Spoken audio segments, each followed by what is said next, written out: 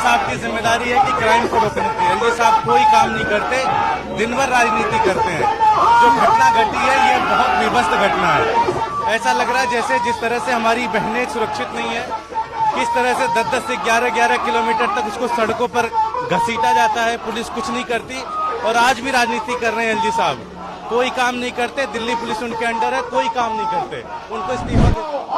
देश की राजधानी होने के बाद भी आज क्राइम रेट बढ़ता जा रहा है। हमारी एक बहन को पंजावला में 12 घंटे गाड़ी में घसीटा गया, 12 घंटे। एक वहाँ का लोकल व्यक्ति जो दुकानदार है उसने लगभग 22 फोन किया पर पुलिस नहीं आई। उसके बाद जब उसकी डेथ हो जाती है तो वहाँ पुलिस पहुँच जाती है। मुझे लगता है शायद इससे शर्मनाक दिल्ली के लिए कुछ नहीं हो सकता। निर्मम हत्या की गई है और जिस तरह से पुलिस की निष्क्रियता दिख रही है, एलजी साहब की चुप्पी ये दर्शाता है कि एलजी साहब दिल्ली को जंगल राज बनाना चाहते हैं। एक बात बताइए आप, जिस तरह की ये घटना हुई, दिल्ली की जनता जो स्तब्ध है, लोगों के रूह कांप जाए। एलजी साहब इंसान तो हो, भारतीय जनता पार्टी के एजेंट की तरह काम करते करते इतने गिर गए आप कि आज उस बच्ची को न्याय नहीं मिल पा रहा है।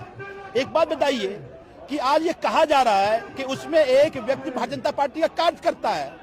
ये चुप्पी आपकी इसलिए क्योंकि भारतीय जनता पार्टी कार्य करता है। तो आज दिल्ली की जनता सड़कों पर आकर के आज ये मांग कर रही है और हम भी मांग कर रहे हैं कि विनय सक्सेना को दिल्ली का एलजी बनने का अधिकार नहीं है। विनय सक्सेना इस्तीफा दे, क्योंकि अगर थोड़ी सी भी आपको इंसानियत बचा हो, थोड़ी सी भी शर्मिंदगी हो, तो इतनी बड़ी घटना होने के बाद आप कुछ ना कर पाए हो, आपको तुरंत इस्तीफा देना चाहिए था। सक्सेना मुर्दाबाद और विनय सक्सेना मुर्दाबाद।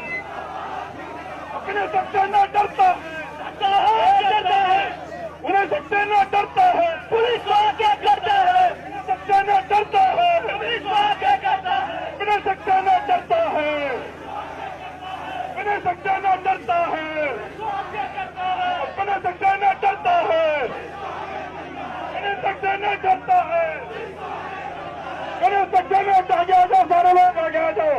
विनय सक्सेना डरता है, विनय सक्सेना डरता है, विनय सक्सेना डरता है, विनय सक्सेना मुर्दाबाद, विनय सक्सेना मुर्दाबाद, विनय सक्सेना मुर्दाबाद, मुर्दाबाद, विनय सक्सेना मुर्दाबाद, विनय सक्सेना होश में आओ, विनय सक्सेना होश में आओ, अरे होश में तुमको आना होगा, अरे होश में तुमको आना होगा। दिल्ली की बहनें, दिल्ली की बेटियां, दिल्ली की महिलाएं दिल्ली में सुरक्षित नहीं हैं। दिल्ली की एक बेटी के साथ हिंसा हो जाती है, इतनी दरिंदगी हो जाती है, लेकिन एलजी साहब को कोई चिंता नहीं है। एलजी साहब के पास सिर्फ एक काम है, अरविंद केजरीवाल जी के काम को रोकने का काम। एलजी साहब के पास सिर्फ एक काम है, चुनी हुई सरकार के काम में दखल देने का काम। सुबह से लेकर रात तक एलजी से राजनीति करते हैं और जो उनका काम है कि दिल्ली की महिलाओं को सुरक्षा दें, दिल्ली में लॉ एंड ऑर्डर की स्थिति को सुधारें, दिल्ली पुलिस को जवाबदेह बनाएं, उसके लिए एलजी साहब ने पिछले 1 साल में एक भी काम किया हो तो वो आज हमें बताएं।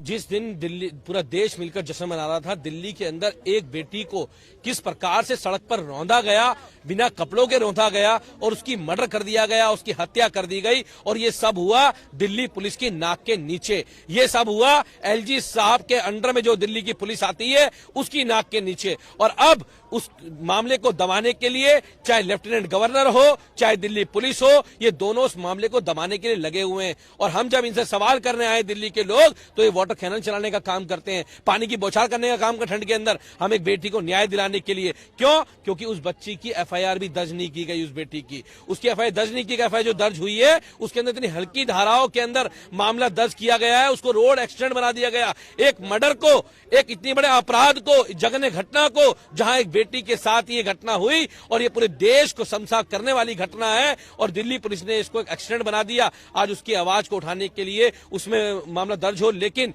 पूरी की पूरी पुलिस और लेफ्टिनेंट गवर्नर हम समझ सकते हैं किस लिए मौन है। ये इसलिए मौन है क्योंकि उसका उन पांचों में जो एक मुख्य आरोपी है वो आरोपी भाजपा का नेता है, उसको भारतीय जनता पार्टी संरक्षण प्राप्त है और हम चाहते हैं कि ये कार्रवाई हो, एफआईआर दर्ज हो। ये मर्डर है, ना कि ये कोई रोड एक्सीडेंट है। लेकिन ये पुलिस आके कहती है, सामने डीसीपी साहब आके कहते हैं जी वो जो था उसके साथ बलात्कार नहीं हुआ। हमने कहा उसने ड्रिंक नहीं कर रखी थी, ये मेडिकल में पता लगेगा ड्रिंक हुई की थी या नहीं की थी, लेकिन बलात्कार नहीं हुआ ये डीसीपी ने वैसे ही बता दिया। उन्होंने कहा वो रोड एक्सीडेंट था।